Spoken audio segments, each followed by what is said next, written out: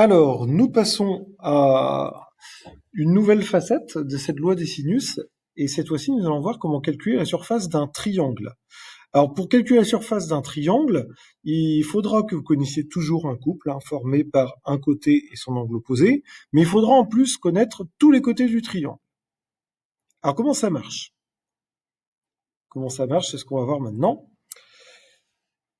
Donc ici, je vous ai donné à nouveau un couple formé par un côté, 5 centimètres, et son angle opposé, 47 degrés. Vous voyez que vous connaissez tous les côtés du triangle, c'est la condition préalable pour utiliser cette loi pour calculer la surface d'un triangle.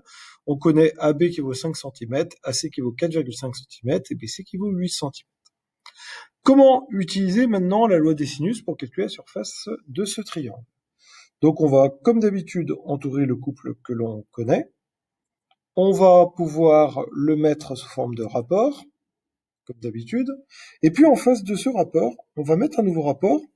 Ce rapport sera formé des trois côtés du triangle que l'on va multiplier ensemble, donc 5 fois 4,5 fois 7. Et en dessous, on va mettre 2 fois la surface S du triangle.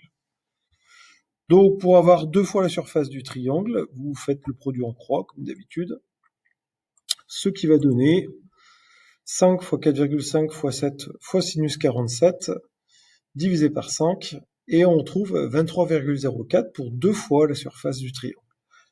Maintenant, nous, on veut pas 2 fois la surface du triangle, on veut une seule fois la surface du triangle. Donc évidemment, pour terminer, on divise par 2 pour retrouver la surface du triangle, et en divisant par 2, vous trouvez une surface de triangle de 11,52 cm². Voilà, vous savez comment calculer la surface d'un triangle.